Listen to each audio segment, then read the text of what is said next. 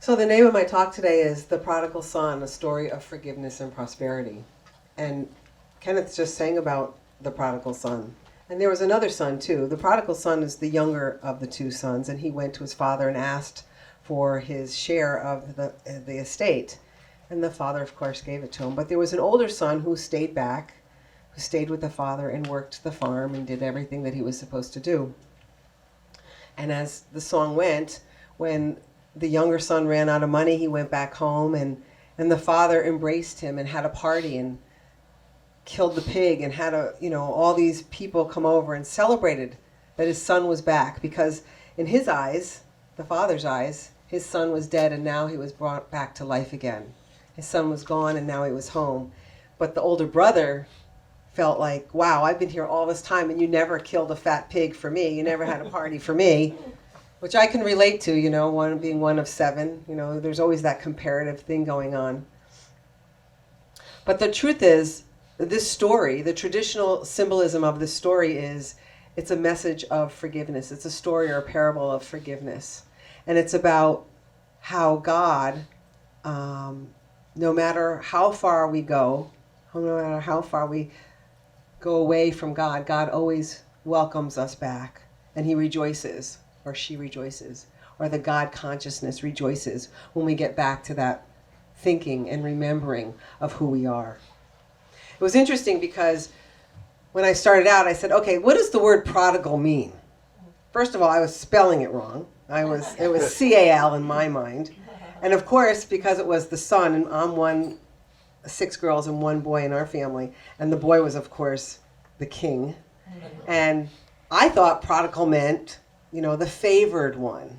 And it doesn't. It actually means one who spends money and resources freely and recklessly and wastefully and is extravagant.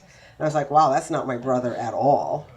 But it was interesting for me to have that awareness of what I put onto the story without even doing the research, without even knowing.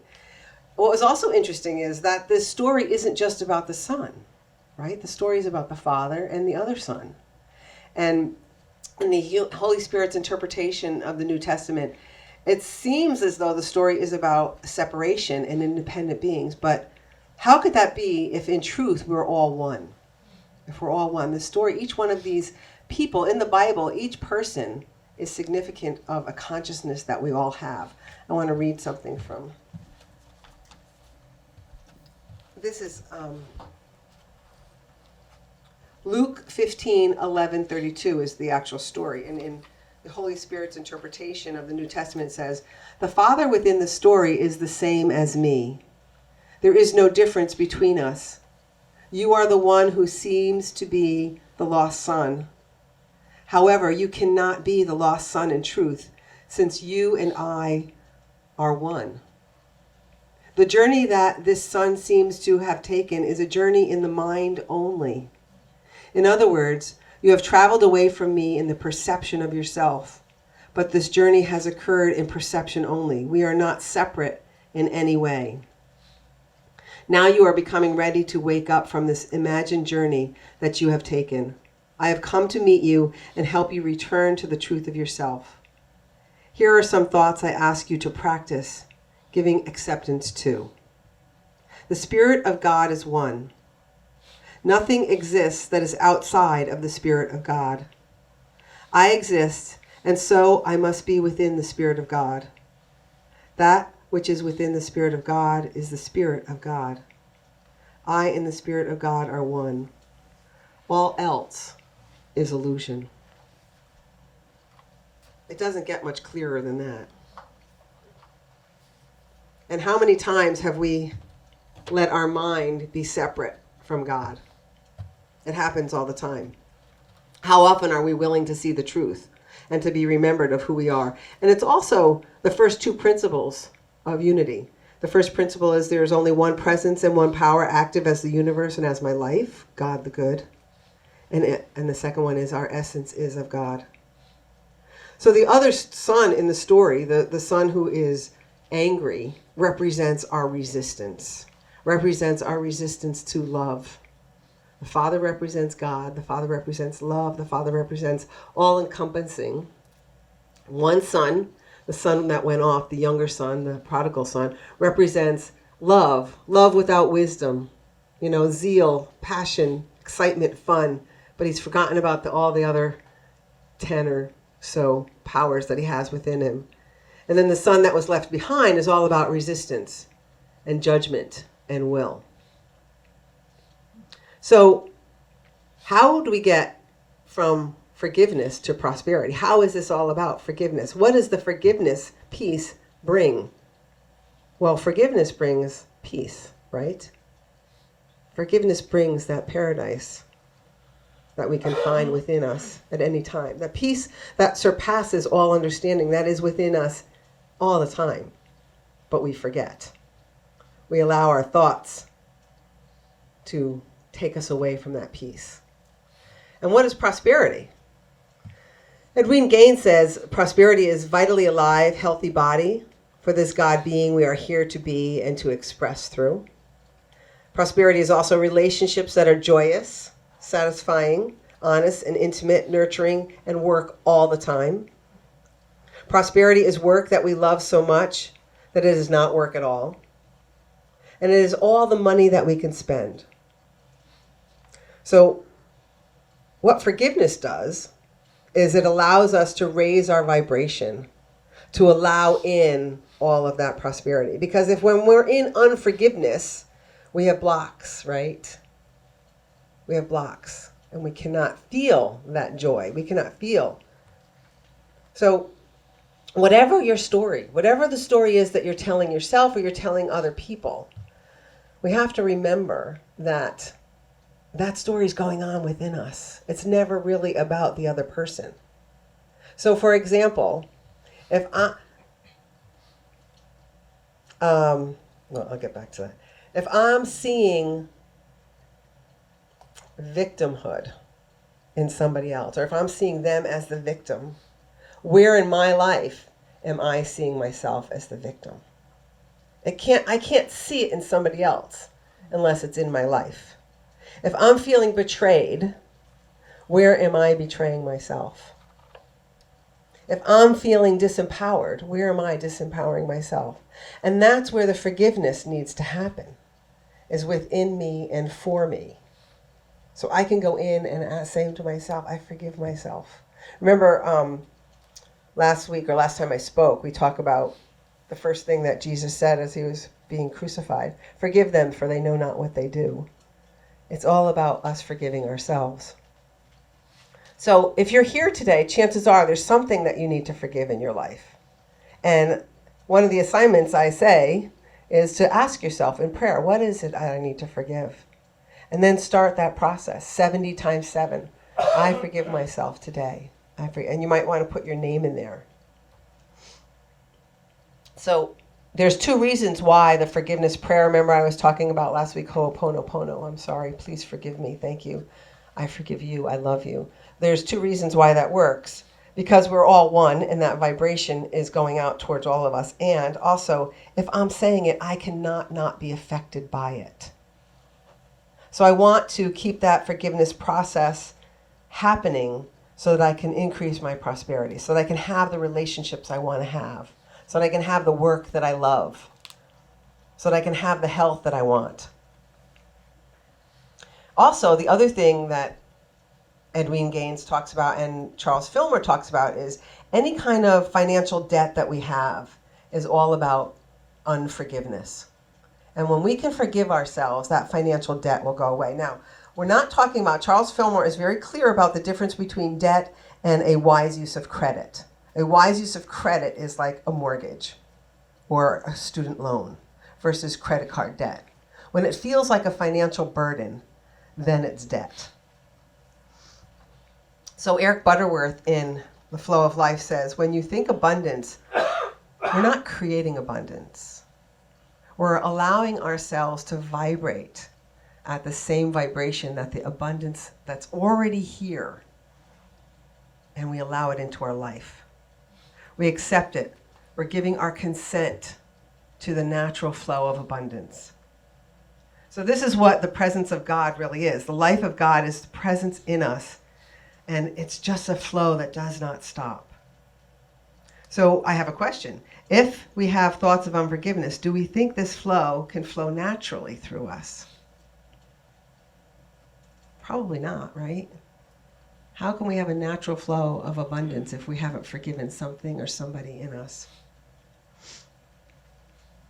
True prosperity consciousness is consistently open to the flow, attract opportunities to both give and receive. Remember, that's a law, giving and receiving. Because if we can't receive, we've stopped the flow of giving. We've stopped somebody from giving to us.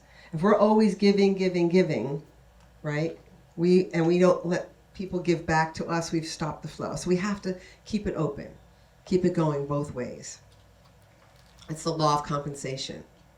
The other thing is, if you're ever worried about money, this was one of the things that became so apparent to me when I took the prosperity class with Prosperity Plus with the Mary Morrissey class, was how I shifted my perception about money, because it helped me to see how I was worried about money. Money was running me rather than me running my money.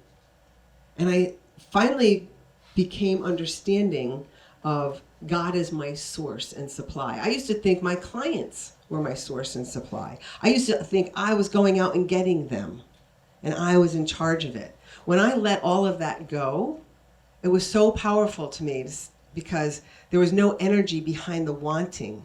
It was just an acceptance and a knowing that this is mine, and if it's really mine, no one can take it from me. God's going to show me the way to the right clients, to the clients that need me and that want me and that are going to pay me for what it is that I need. Seek the kingdom first. Seek ye first the kingdom, and all things shall be added to you. So as I went in within and was seeking that spirit, that God within me, everything else came to me after that. I've had my own business since 1993, and I love paying my bills at the end of the month because I felt very successful. I was able to make enough money and pay my bills, but it was all a very intellectual process until I started coming here, until I started handing it over to God. And now, I can't say that money isn't a worry. Sometimes I get worried about it, but it doesn't hang over me like it used to. Catherine Ponder, she has amazing insights about prosperity, and she says you have to give to get.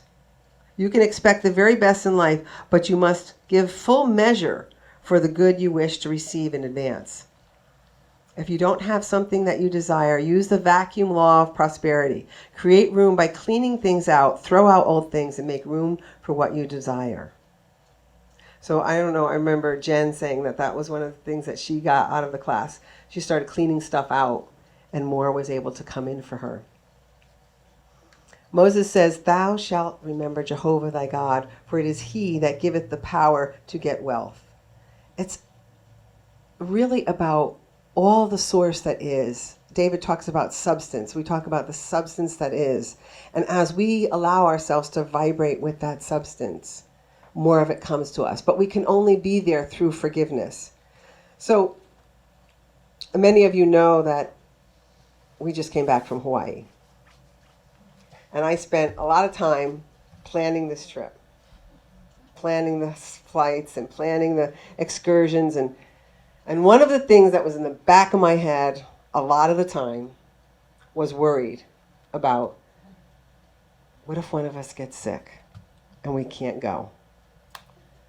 And so much so that I knew enough, get some travel insurance. Just spend the money on it. And I said it to my husband. He's like, "Really? You want to get travel insurance?" I said, "I know. I've never done that before, but we're spending a lot of money on this trip. I want to get travel insurance." Okay, get the travel insurance. So that was all fine. And then right before we left, Gabe had just become a part-time employee at Yale. And sometimes when things like that happen, it takes a while for those big companies to process the paperwork. So our insurance ended January 1st, and we still hadn't gotten paperwork that we were medically insured through Yale. And the days are going by, and every day I'm like harping on him. "You better call Yale. We need to get our cards. We need to get our cards." I think like 2 days before we left, they finally emailed us little cards that I fakely laminated by putting tape on both sides, right? I'm like, okay, we're well. Actually, 2 days before we left, he also came home with a cold. I'm like, okay, we could travel with a cold. That's okay. I was so what's the word? We get on the plane. I had these wipes. I'm wiping down the plane. I have a mask on. Every flight. I'm like, I'm not going to get sick. I'm not going to get sick. Well, a week into the trip, we arrive at Maui. This was Friday a week ago.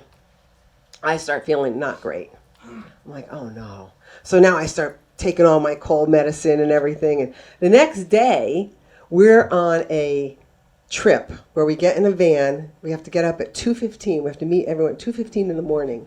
We get on a van. We travel to the top of a crater to watch a sunrise in the freezing cold. And then we're supposed to get on bicycles and ride down the mountain. On the way up, my ears pop, and they don't unpop. And I'm freezing. And I bought all kinds of jackets, which I forgot at the hotel. So anyway, it was a great trip. We get down to the bottom of towards the end, we stopped to take some pictures, and it wasn't cold anymore. Now the sun is out. It's about 8 o'clock, 8:30 in the morning.